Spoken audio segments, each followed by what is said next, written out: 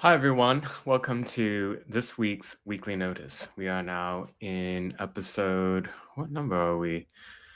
Episode 17th. Today is the 21st of July, 2022. As always, please leave your questions and comments throughout the live stream, and I'll get to it in the last quarter. And by the way, in the questions and comments, what I find particularly interesting um, is if you can mention perhaps where you are in the world, um, and give your little take on how things are politically where you are. Um, there's been a lot of news, as always, about Antifa. I've been following a trial that has now concluded out of Portland. So on today's agenda, I'll be talking about Cider Riot and the trial of 3 conservative activists there, the conviction of one of them. There's a BLM compound type property in Georgia where there was a homicide and an ongoing investigation, and now the leader of that Black nationalist communist group has been arrested and has been charged with aggravated sodomy, kidnapping, and a whole bunch of other felonies. And I'm going to be talking about the Antifa children's camp in Portland that's been exposed and how the organizers behind it are doing anything and everything they can right now to scrub their social media presence after it got reported on some local news sites.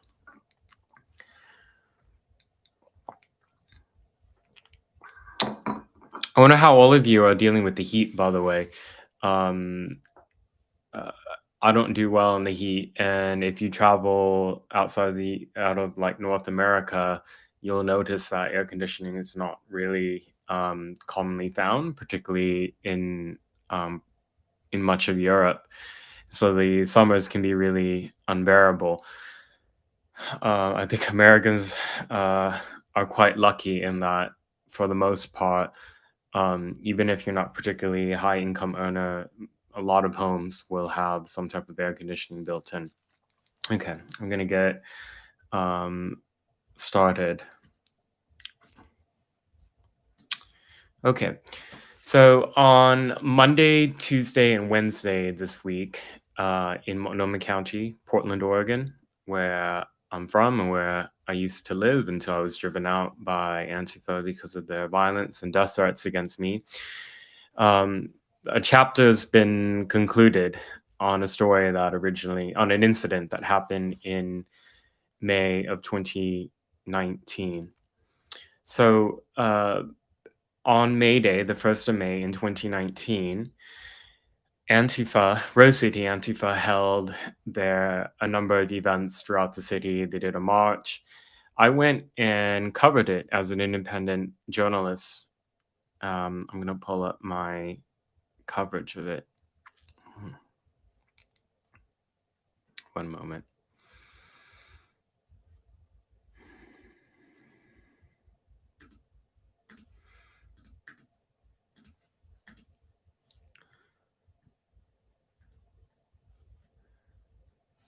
Okay. Oops. Here we go. So here's my tweet thread. As you can see, back on, I posted this starting on the 2nd of May, 2019. And I reposted the video. So this is what I used to do once upon a time. I would go out and record events that were happening in public. And starting in late 2018, I became a target by Antifa. It was after I wrote a few columns for the Wall Street Journal, and I wrote about how they had created an autonomous zone around the local ICE facility back in 2018, and how they terrorized the staff by barricading all the exits, and how I got some of the public records, and the staff there frantically called the Portland police and pleaded with them for help, and that help was denied. So federal and the mayor, by the way, Ted Wheeler, gave his blessing to the rioters out there, and this came in the context of uh, when Trump was announcing various executive orders restricting immigration from a number of countries that have a lot of terrorism or are failed states and failing states. It was also, there was a lot of rhetoric around that time around building the wall. So ICE agencies all across the United States became targets of violence. Some of them had been shot at. In the following year, in 2019, there was a terrorist attack by an Antifa member in Tacoma, Washington, who he came with fire bombs and a gun and was setting things on fire with the fire bombs, and allegedly pointed his rifle at law enforcement, and they shot him dead. And he's become a martyr for Antifa all across the world ever since. So this was kind of the context. I was writing about this stuff in 2018. So by late 2018, I became a target for Antifa, but not like violence right away. What they were doing at that time was they would try to prevent me from filming.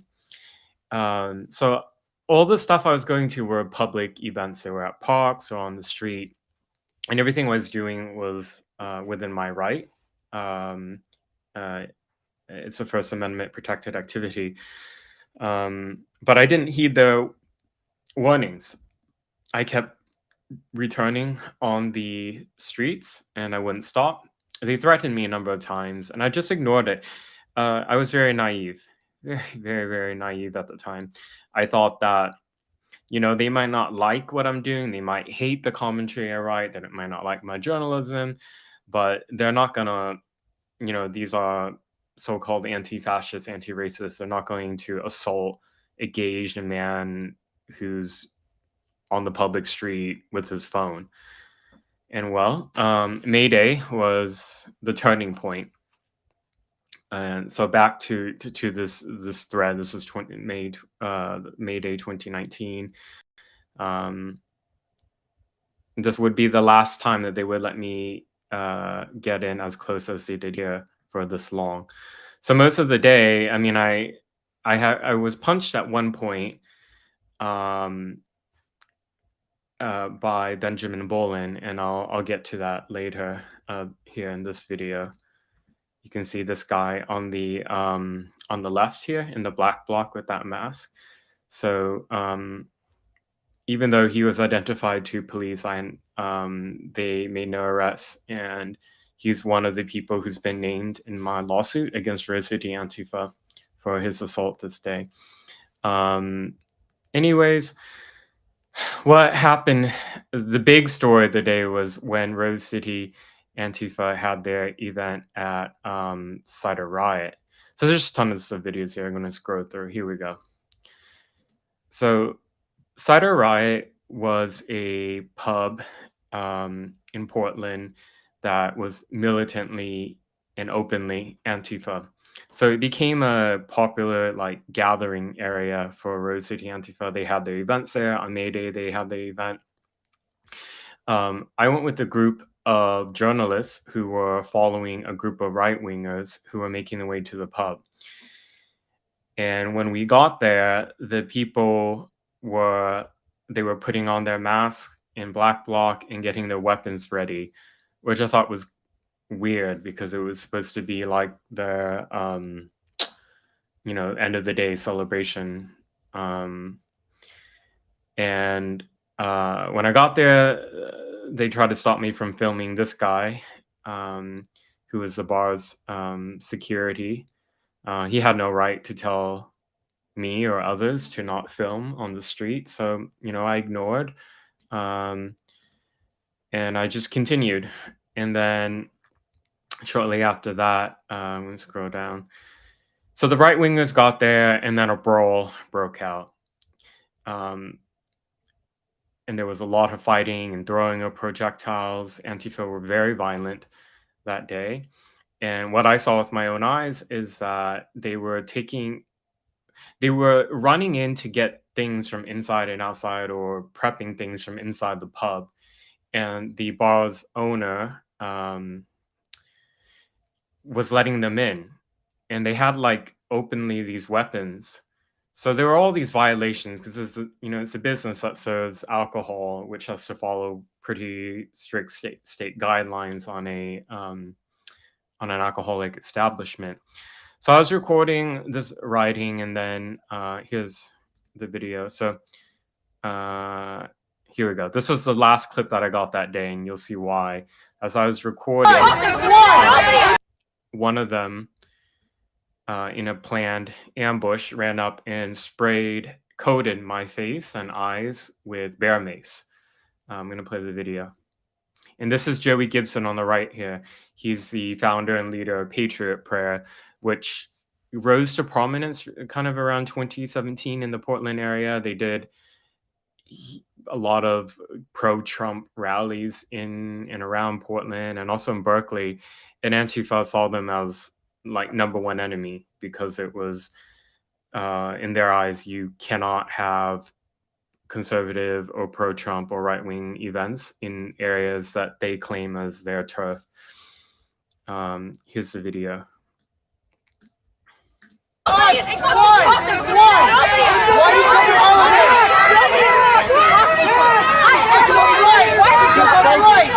To expose this. They attacked us for being on a public sidewalk. Is that okay? Hold the line! It's a public sidewalk. To expose them. Why would they react that way?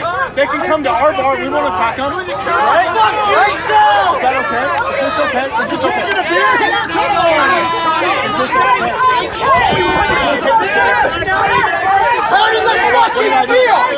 How does it feel, you fascists? You're fucking fascists! How does it fucking feel? I come here all the time now.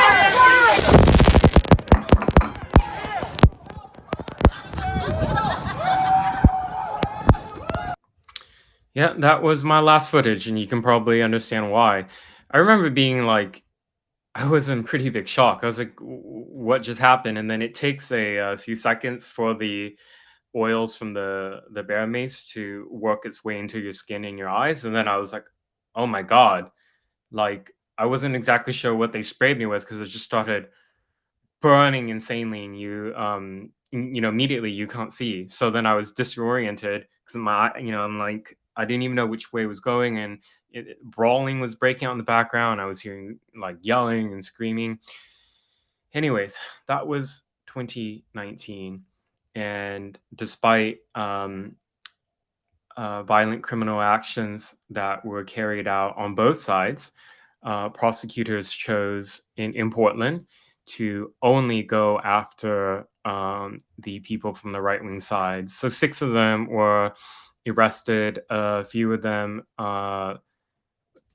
in the first batch, I think in 2020, 2021, had pled guilty. And what went to trial this week was that of 3 men. Joey Gibson, which was the man in the right in that video, in the hat. He carried out no violence that day. I didn't see it, and then I reviewed footage extensively, not just that I recorded, but others. And by the way, other people were injured that day, including a student journalist from Oregon State, Noah Bucci. And yeah, so only people on the right were prosecuted. And this is another video from after I was bear maced. This was from another videographer. You can just see how chaotic and violent it was. So I made a thread over the weekend about the start of the trial. Okay. I'm sorry.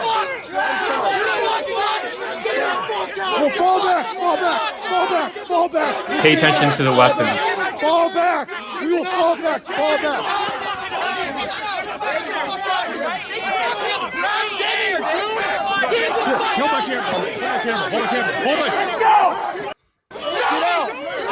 Yeah, so as you can see, it's scary. Police never showed up, by the way, which is routine, but it's been routine for years. So this is in a residential area, and one of the key moments related to Cider Riot was this point here. So there's this woman here. Her name is Ashley Heather Clark. She is an Antifa member in the Portland area at that time. I don't know if she's still located in Portland or what her activities are now, but she had been, had her legal criminal issues before with at other incidents. This is from another day, by the way. This was at the state capitol in Oregon on a different date. But she had rushed in at one point to fight. This is Joey Gibson on the right in the sunglasses and the hat. And then she got hit on the head or neck with this, it was on the neck. She got hit on the neck with this, by this man, Ian Kramer, with the stick, and she got knocked out. I'll show you the video. So he was prosecuted for this. He pled guilty and he was given a prison sentence. I think he was the first one who was convicted related to this, but he came on the right winger side. I'm going to play you that video of her rushing in.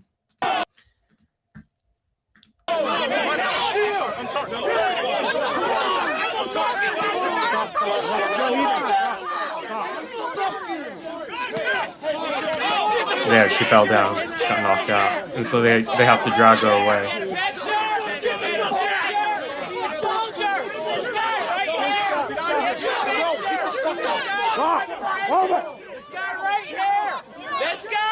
So we play it again. So she rushes in, tries to fight and brawl. Boom, hits, knocked out.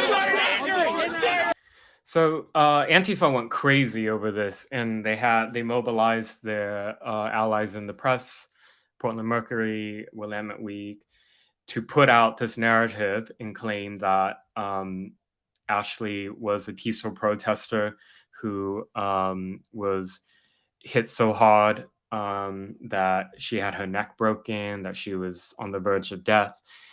And as I reported in 2020, that was actually yes. So I'm going to pull up a report I did for the Post Millennium and read a little bit from it. So let's see, does this pull up?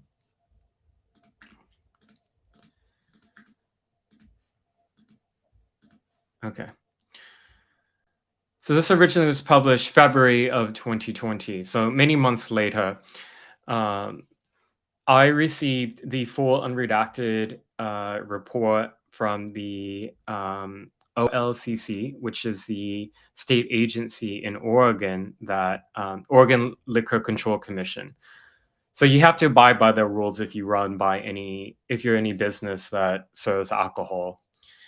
And they also do investigations into, violations of these laws, and they take things very serious. They can actually recommend to officials, to prosecutors, to charge somebody if staff or owners are found to be in violations of the law or to lie and mislead investigators. So I received this report, and the details in it were really shocking.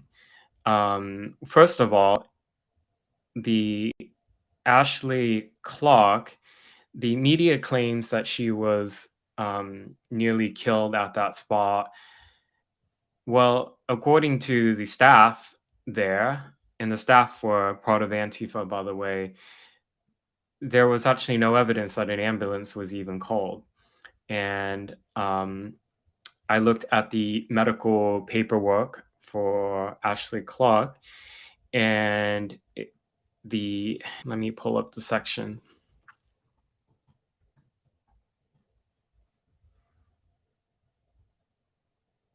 Okay. I'm going to read a part of this, okay? A police report included in the unredacted investigation cast doubt on Goldman Armstrong's claim in his lawsuit that pub patron Heather Ashley Clark had a serious vertebrae fracture as a result of the right-wing attack. Goldman Armstrong, that would be what's it, Abraham? Abram Goldman Armstrong. That's this guy. He was the owner of the pub. The pub shut down at the end of 2019. There was so much stuff that happened there even after this riot. Like there was a homicide that happened outside there related to an Antifa member. Okay, we'll continue.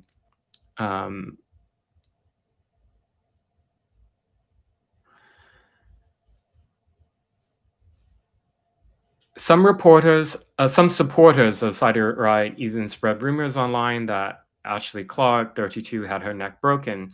According to police, around 30 minutes after the brawl, they made contact with the owner to ask if anyone needed medical help.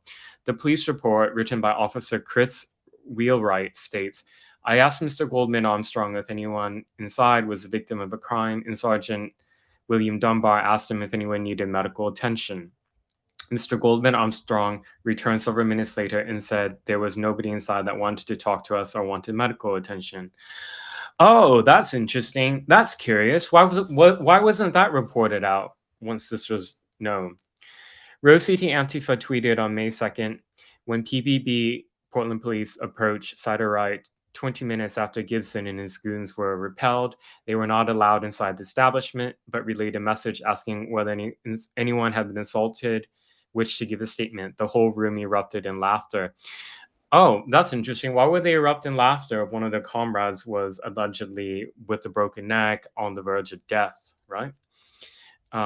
Further, the Post-Millennial, and this is my reporting, by the way, from early 2020, has reviewed documentation from Clark's hospital visit the day after the brawl. Doctors noted that, quote, no acute fracture, unquote, and, quote, no acute traumatic abnormality of the cervical spine was identified. She was discharged shortly after visiting the hospital. Yeah, and if you read this report, well, what I found in the state investigation is that they said that the pub's owner, Abram, this man, and its staff repeatedly misled investigators and was uncooperative, and that the CCTV evidence, surveillance footage from the pub had been deleted. So there was destruction of evidence. Let me pull up the relevant part. Okay. The state investigation accuses the pub's owner of knowingly allowing his patrons and security guard Joseph Lavassar to participate in a riot with illegal weapons. Investigators found that Goldman Armstrong did nothing to remove violent patrons, nor did he call or instruct his staff to call the police for help, despite claiming otherwise. Oh, that's curious. The licensee, Goldman Armstrong, took pictures and was aware of patrons with illegal weapons on his premises and was aware that patrons were using those weapons. The report reads, the OLCC recommended that Cider Riot's owner and staff be charged for providing false statements, failing to evict, and allowing unlawful activities. So even a state investigation found that Cider Riot had allegedly engaged or was part of this rioting that happened. Yet prosecutors in Portland only chose to prosecute those on the right. So 6 people were arrested in relation to the Cider Riot brawl. All 6 of them came from the right-wing side. A few of them were convicted already a couple of years ago. The trial was for the remaining 3. And here we go. So the trial was for Joey Gibson, leader Patriot Prayer, Russell Schultz, and Mackenzie Lewis. And the result of the trial is that Joey Gibson and Russell Schultz, pictured here, were there was a motion from their counsel that the judge dismissed the case because prosecutors presented all this evidence in video, but as I said earlier, none of it actually showed either men engaging in violence. So Mike Schmidt's prosecutors politically had prosecuted this man to try to make an example out of them. They didn't prosecute anybody on the right who were involved in violence that day. I reported my assault to the police immediately, by the way. So did the student journalist at OSU. And despite the video of those on the right using weapons, brandishing weapons, fighting, none of them were arrested. So just the right wingers. And the judge chose to acquit these two. He even said at one point that he was quite surprised that it had even gone to trial, because the three of them were charged with felony rioting, by the way, and the prosecutors failed to demonstrate that the men were engaged in that activity. So the judge outright moved to dismiss. Well, he acquitted them. However, he declined to do that for the third defendant, Mackenzie Lewis. Let's see. And Mackenzie Lewis, pictured here, when his guilt was then determined, his guilt or innocence was then determined by the jury in Portland. And on Wednesday, yesterday, the jury convicted him of felony rioting. He doesn't have a criminal history in Oregon or anywhere else as far as I've been able to find. And so I assume that the prosecutors are going to seek a prison sentence. And yeah, I spoke to some people who were inside the courtroom, and the three of these men they don't come from money. They're working class men. So Russell Schultz had a public defender, as far as I know, and Mackenzie Lewis also had a public defender. And somebody who was in the courtroom let me know that Mackenzie's public defender fell asleep at one point during the trial and was snoring. And so, yes, that's the outcome of the case. Oh, and this video, by the way, was shown as evidence from the prosecutors that Mackenzie Lewis was engaged in felony rioting. So just watch it. I'll show you, because this is the main clip that caused the jury to convict him. So here, I'm not in this angle because I wasn't recording this, by the way, it's somebody else. I was slightly off to the side, but I was in front of this. I have a different angle of this from my own video, which if you go back on my YouTube or you go back on my old Twitter, you'll see. But broadly, what's happening here is this is kind of early on outside the Cider Riot. So the people on the right side of it are the right-wingers / conservatives, and the people on the left in front of Cider Riot are Rose City Antifa.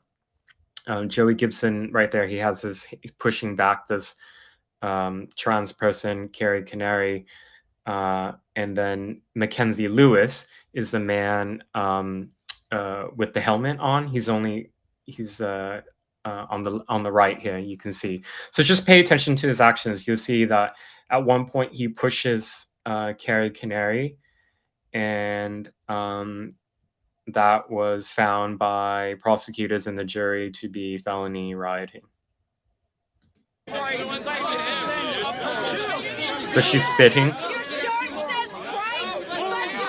That's the push.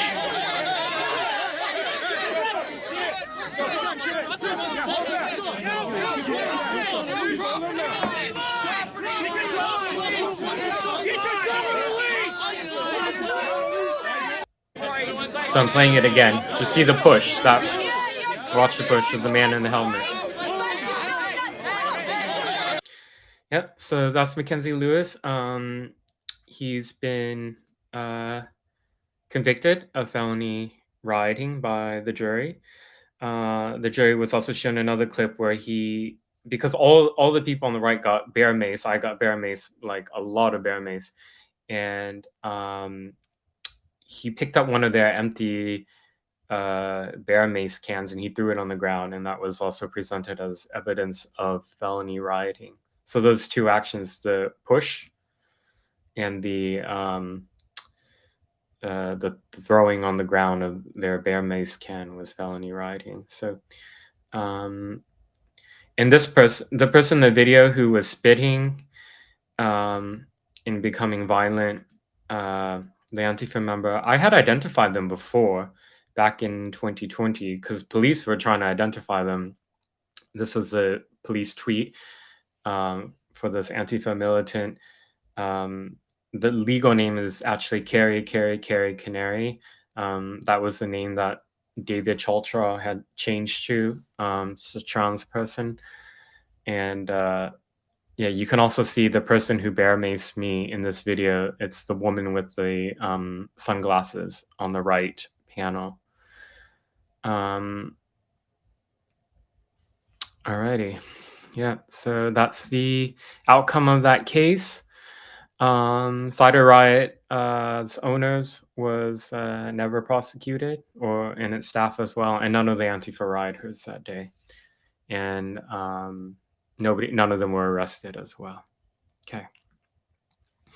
For those of you who tuned in a bit after the intro, please leave your questions and comments for me. I'll get to them soon. I still have a lot of news to get through. That was just one piece. That was a very big story out of Portland, and I was quite invested in it because I was a witness to the events that day, and I was also a victim of Antifa's violence. Okay.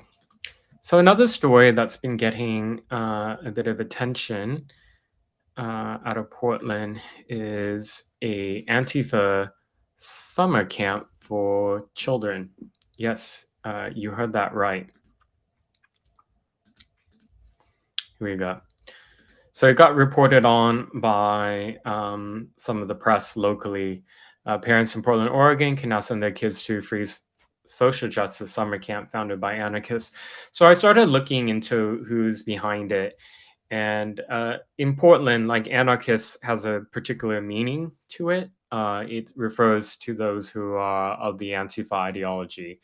And so it's not how, people traditionally would think of anarchy. These are people who are anarchist communists. And so the organization, one of them, there's several running it, it's called the Budding Roses. And they've been running their camp for several years now. It started in 2017, I believe. And they do their fundraising on GoFundMe. And the people running it are basically anonymous. If you go on their website, which they've scrubbed a lot already, they've taken down their Facebook, they've taken down their YouTube, or they made it private. You don't actually know who are the adults who are running this thing.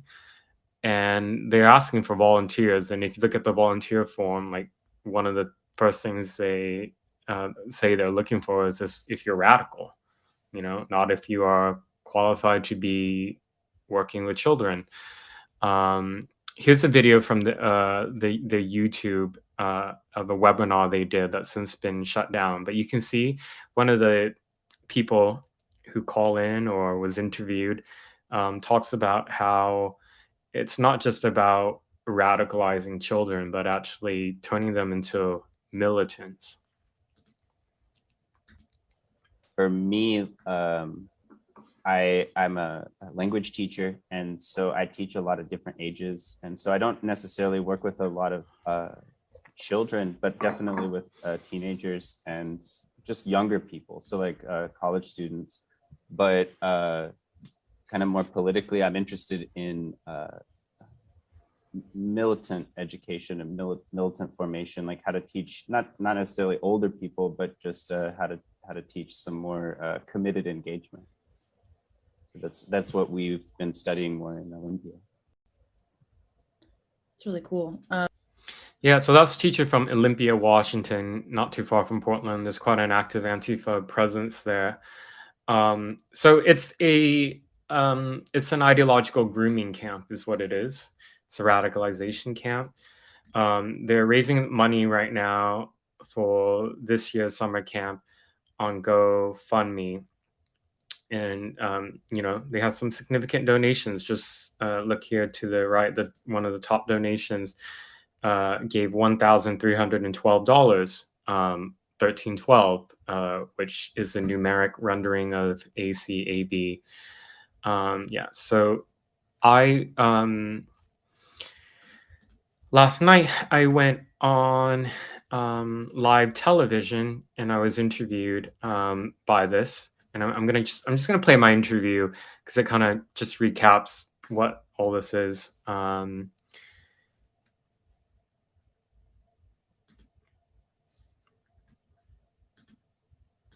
For more, independent journalist Andy No spent a great deal of time covering the unrest in Portland and exposing a lot about Antifa and those behind the protests. So this is real. They're not trolling us, right? Yes, it's real. It's been going on actually since 2017. But the collective, I should say, that's organizing this children's summer camp, they're quite shadowy. We don't know who the adults actually are. If you go on the website, you don't find any information about those who are running it, their credentials, so you can't look them up. Beyond that, what's really disturbing is in the curriculum, the material that's introduced to children that are as young as 8 years old include things such as a guide to tear gas in the context of rioting, connecting them with a convict in prison through a buddy pen pal system, teaching them that the American criminal justice system needs to be abolished, and other very disturbing radical ideas. So at some level, right, you kind of expect anarchists to do anarchist-like things, and they get publicity for it. What parents are sending their kids to this thing? Well, unfortunately, in places like Portland, there are people on the left who think that far left radicalism and militancy is a good thing. I'm often asked, why in Portland did the riots go on for 6 months in 2020? Didn't the people get sick of seeing parts of their neighborhoods and the downtown of their city get torched night after night? And the answer is, unfortunately, there is a mind virus that has been mainstreamed to a degree in places like Portland and also Seattle and other urban liberal areas in the United States, where they think that that America is so systematically racist that it needs to be torn down completely, burnt down to the ground. And you hear it in the chants. And speaking of chants, in the curriculum, there's one of the program includes teaching songs for the children that are straight out of historical Antifa propaganda. You see the symbols, you see the songs. No, so it's pretty close to communist propaganda as well, really. July 25th to August 5th, 9 to 3. Camp is open to youth entering 4th through 8th grade. As always, Budding Roses is totally free. It includes breakfast, lunch, and all supplies. Yeah, so I don't know if you missed it, but at one point there in that interview, I brought up that in the curriculum, I think the most disturbing part is that they try to connect the kids to a criminal convict who's in jail through like the pen pal buddy writing system.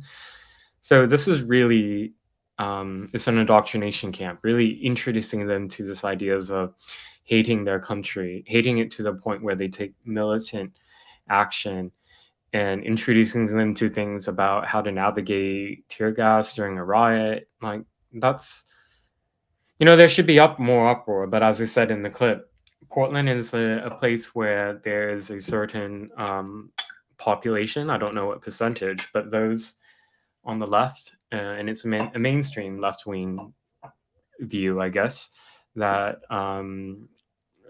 violent extremism or radicalism on the far left is needed for this revolution. So the have cult-like practices, the targeting of children, this very strict in-group and out-group. I mean, if you are excommunicated, you are fully excommunicated. So it's very religious-like in a way. And they also carry out violence, and they hunt down and seek out those who dare to expose them and target them. And so even people who have left Antifa or these far left networks and groups in Portland, they don't speak out. The price they would have to pay is so severe.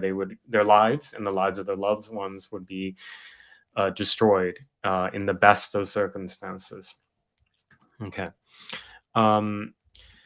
And one development in Portland, in terms regarding Antifa and law enforcement, is that apparently the FBI has been presenting warrants to Facebook and email providers for Antifa persons of interest in the Portland area and beyond.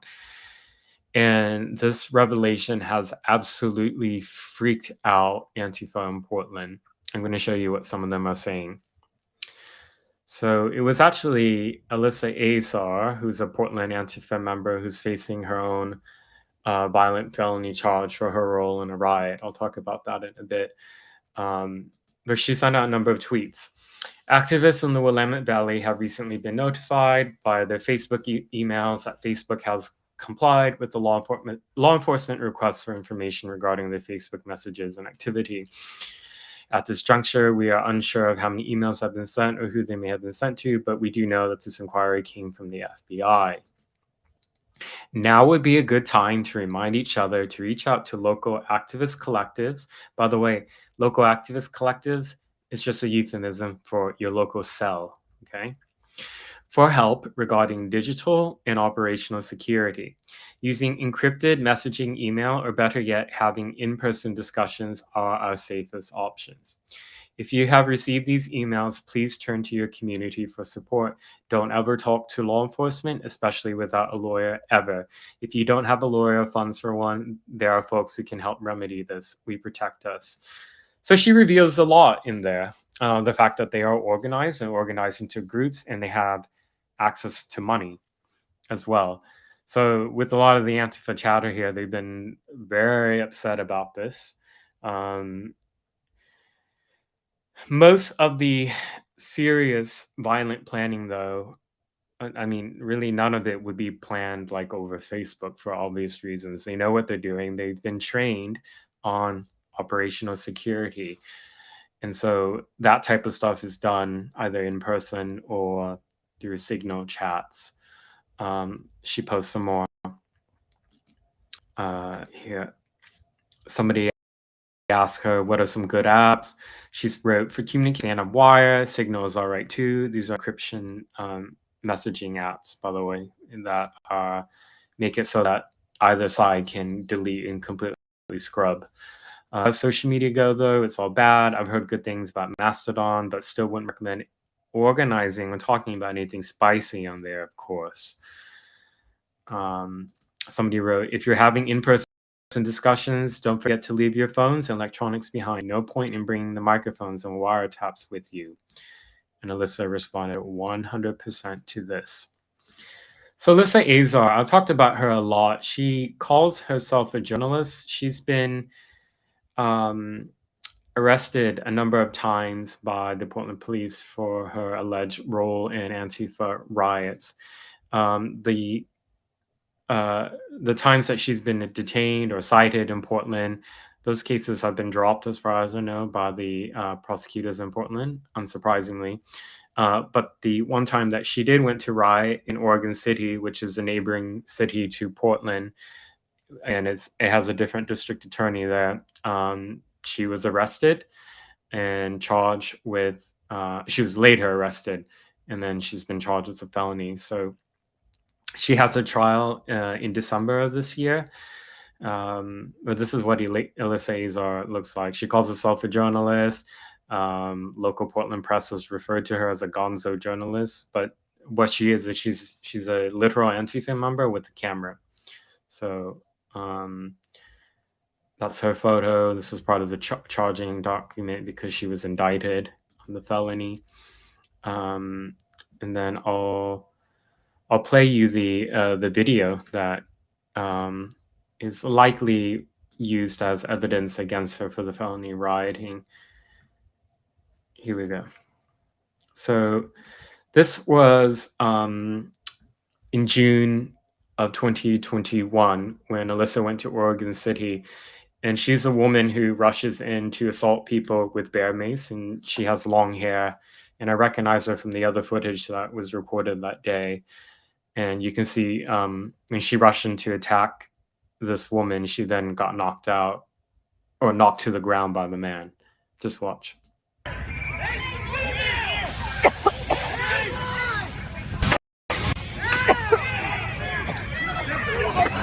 Get off her!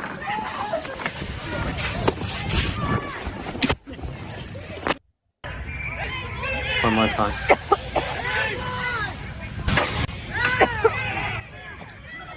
Yeah, so these are all familiar faces in Portland. This person on the right here is John Hacker.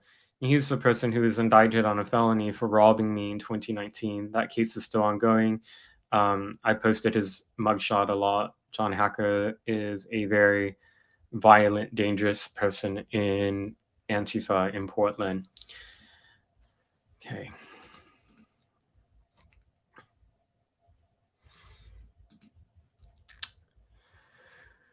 Switching things up a little bit, moving away from Portland. There's something really weird that happened in Fayetteville, Georgia. Anybody from Georgia here or knows it well? I think I've only been in Atlanta and very briefly, so I don't know Georgia well at all. But anyways, there is a Black nationalist communist group called Black Hammer, and it's led by this man in the middle. It's kind of hard to see. There's a lot of people, but they're all doing the BLM fist. He's in the front here in the mask. So his name is Augustus Romaine. That's his real name, but he uses the fake name Gazi Kodzo. So this week, a dead man was found at their house/compound where a lot of them live in Fayette County, Georgia. And the police there said that the people have been on. The person who was dead, by the way, was dead of a gunshot wound. And there's been arrests. So yesterday there were 2 arrests. Augustus Romaine was one of them. The 2 of the leaders of this BLM Black nationalist communist group have been arrested in relation to the homicide investigation, and the charges against them are they're disturbing. So here we go. Here's the guy. So yeah, the group they're trying to raise money for him. They're asking people to donate to their Cash App and to call the Sheriff's County Jail to demand their release. This man, and then this one uses a name Kino, which is also another fake name. So Augustus Romaine, I don't know if you can see this. Let me try to zoom in. Unfortunately, I cannot. So this is from the local jail in Fayetteville, Georgia. So Augustus Romaine, also known as Gazi, has been charged with aggravated sodomy, false imprisonment, kidnapping, conspiracy to commit a felony, aggravated assault, criminal street gang activity, and there are multiple counts of each of these, by the way. And then the other person, Xavier Rushin, he's been charged with similar felonies as well. So this story is still ongoing. Gazi's Facebook, this was posted, I don't think by him, but it was posted on his account because it wasn't posted by him because he was in jail. But they give an update. So they are accusing or suggesting that the police there murdered the person who was found dead at the house. I'm going to read from it. it said police targeted our Black and brown people. They may have murdered AP. That's the name of the alleged name of the deceased person, one of our people's brightest leaders, but they have not murdered the spirit that is pushing us forward to go even harder to protect, defend, and liberate our people. Touch one, touch all, land back. We will keep everyone updated throughout the day and every day until we get Ghazi and Kino free. So a really bizarre thing. I mean, this guy has kind of a long history. A number of years ago, he filmed some of these viral videos where he was saying extremely racist things against white people and demanding reparations. And now he's leading this Black nationalist communist cult group, apparently. Okay. I am going to get to some of the questions and comments now. Thank you, everyone, for sending them in. You can still send them in right now. Okay. Give me just a moment. By the way, as always, I'm drinking something. I had time to make some tea today.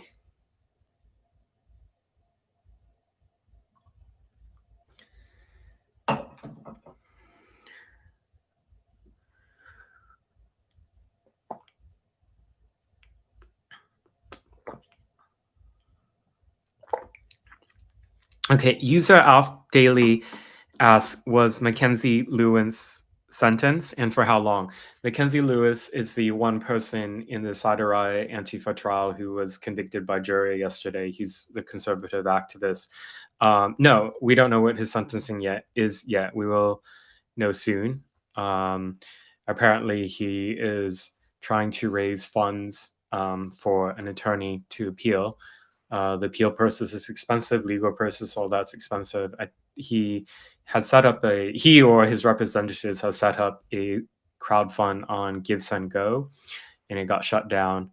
So that's the latest information I have. On my Twitter, by the way, I did post, he did give a statement to Chelly Boothfarash. She was the journalist a few weeks ago, the woman who was recording Antifa outside one of the pregnancy centers, and then she got attacked. So she published a statement that he had given her.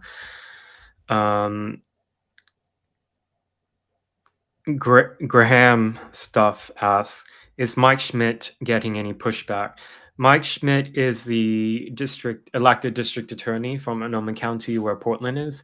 He came into office in August of 2020, which was the height of the violent riots in Portland. And immediately after coming in, declared that those who commit nonviolent crimes that are charged in the course of these riots, they would automatically get their charges dropped. So things like escaping police, trying to pull their comrades away from police when they're getting arrested, all of those criminal activities, refusing to obey lawful orders, refusing to disperse from riots. If anybody was charged with that, they automatically got it dropped, just as a matter of policy. Has he gotten any pushback? There are a lot of people who are upset with him, not necessarily because of the riot stuff, but the fact that homicides in Portland have tripled, gone up 300% since 2019. And a lot of that can be blamed on Mike Schmidt, but not just him. It's the entire city council, the mayor. A lot of Portland police officers have retired and left, took early retirement, and they're not able to hire enough officers for those that they have lost. So they're at critically low numbers. Like, it's so low that you call with like a life emergency, you're lucky you can get a response within a reasonable time. Oh, this is a good question. Uung Bia asks, why does Andy use Antifa terminology such as direct action? That's a very, very good question. I use their terminology because I want people, the public, to be aware of it. Because otherwise, if you're reading their propaganda, reading their literature, reading their flyers, it might not be really clear, or you might think it means something else. For example, they will never refer to their riots as riots. They call them protests. They will never say fellow Antifa member. They will call them, for example, a comrade, one of our comrades. when they do these things like a planned attack on a pregnancy center or a planned attack on the justice center or courthouse or police department, they don't say, let's gather to attack. They just call it direct action. So people need to be aware of the euphemisms so you become more familiar with their extremism. And some of it also is a bit kind of, it's the lingo, the culture. They also like to use a lot of French words. They think it makes them sound more cool. So they'll use communique to refer to like statements that they put out. Communique just means communication. Instead of saying woman, they'll refer to the person as femme. So there's just a lot of words.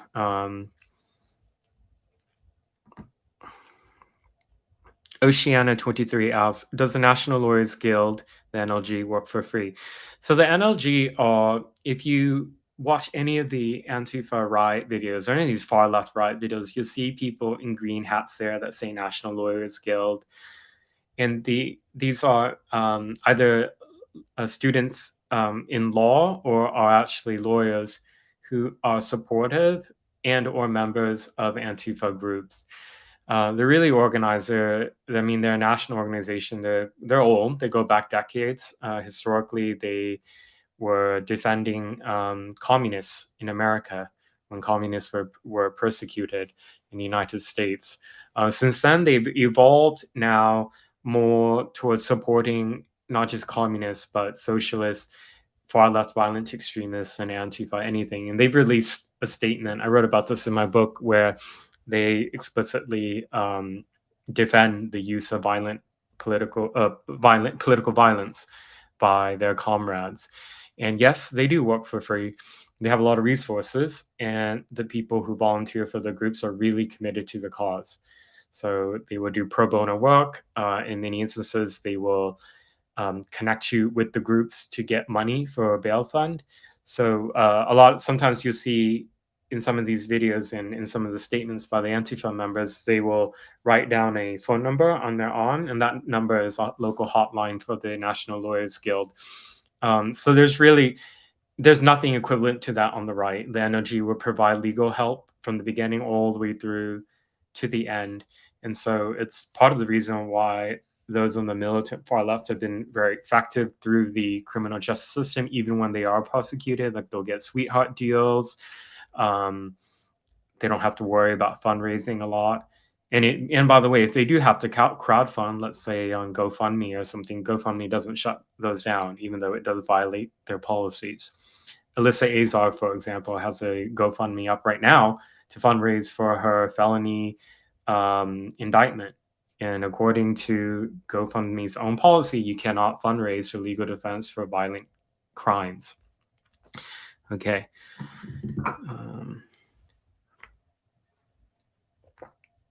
Branahar made a comment referring to the Antifa children's camp. He wrote, "It's so they can use the children to break laws knowing they will not face charges." Yeah, so in my interview that I did on live TV last night, I talked about that.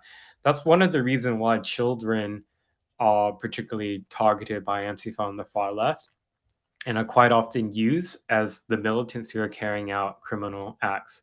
It's because if they're arrested, for example, their identities are never released to the public. So that removes a whole layer of what could be a deterrent, right? That's why Antifa was so furious whenever I released their names and their mugshots, etc. That information of juveniles isn't released. And then if the juveniles are charged with some serious crimes, the public will never know. And then two, the crimes it's much more easy for it to get dropped or reduced to a minor misdemeanor, particularly in areas like Multnomah County where Portland is. So the youths are even less likely to face any prosecution for their violent criminality. So that's one of the motives for them targeting youths. And by the way, as I wrote in my book, there were a number of youths every night who were involved and were arrested in the course of violent rioting by Antifa in Portland. Okay.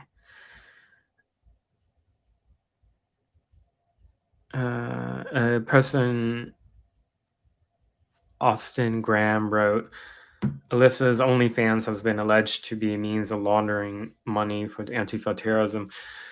Well, that's an allegation where I don't have any evidence for. We don't know how she spends her money. She does have a OnlyFans, and I wrote a report on it before their estimates that she makes tens of thousands every month.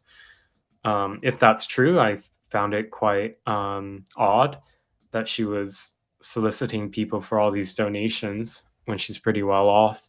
Let me pull up that report.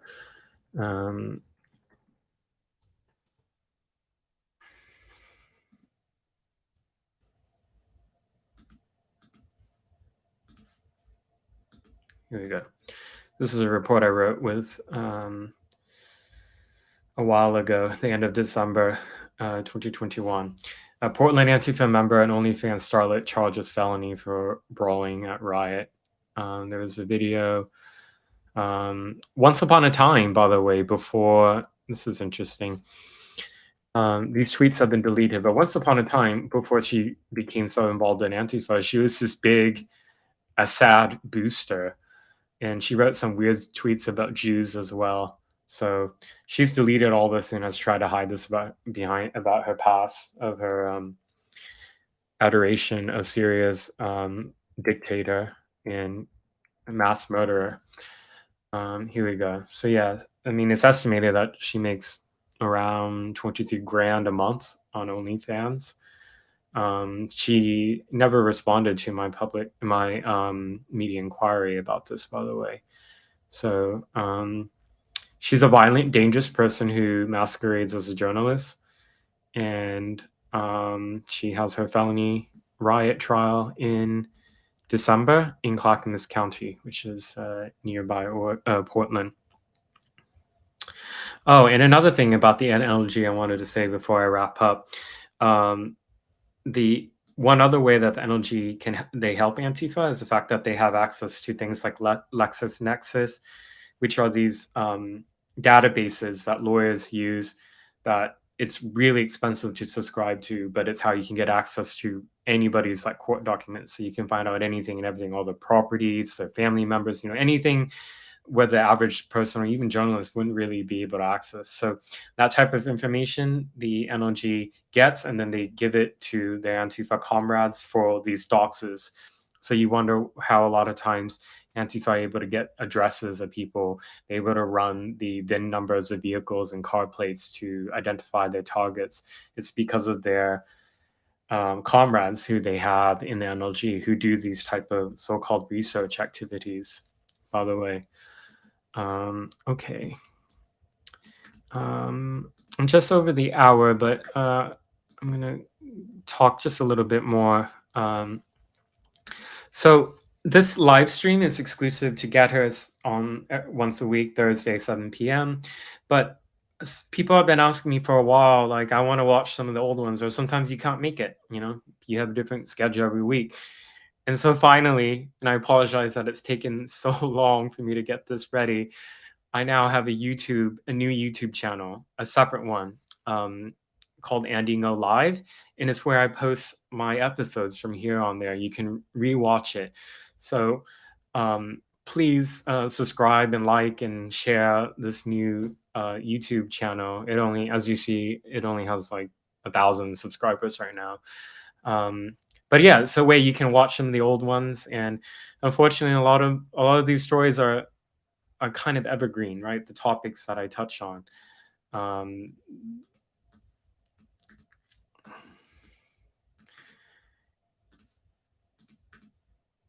Okay.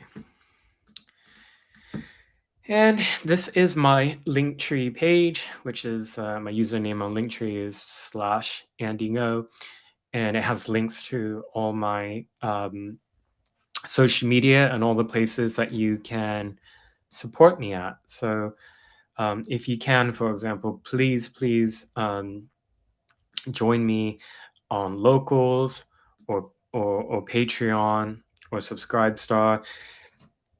You can also give one-time small donations on PayPal, Cash App, or Venmo. My username is the same there as it is on my Twitter and GetHer and anywhere else. It's at Mr. ANDYNGO. I'm only able to do this type of work full time because of your support, and thank you for your loyalty through all this time.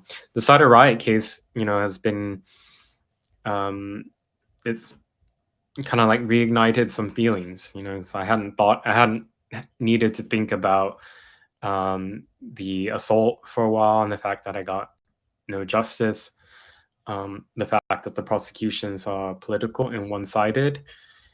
And I'm going to pull up one last thing here.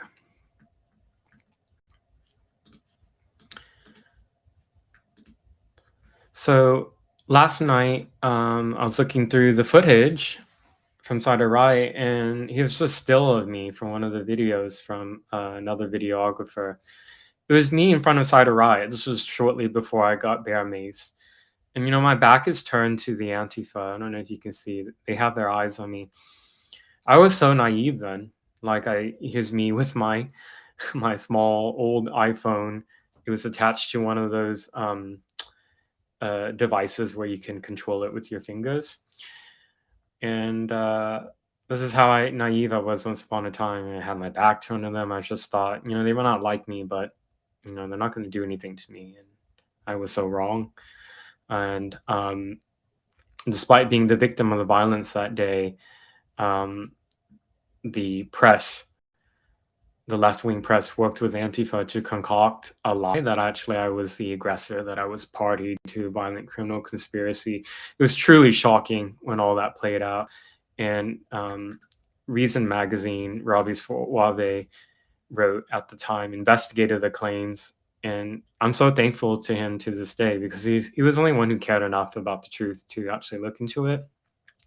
The media claimed Andino was complicit in a far-right attack on Antifa, but the video doesn't support that.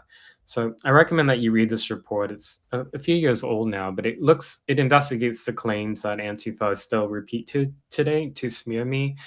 And it was their effort to destroy me. When they couldn't kill me, as they tried in 2019, in June of 2019, then they completely fabricated lies about me, like completely made up to try to destroy my ability to be a journalist.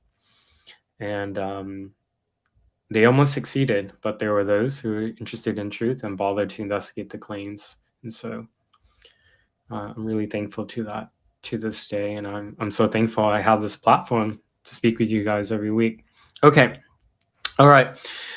Thank you, everyone. I'm going to sign off now.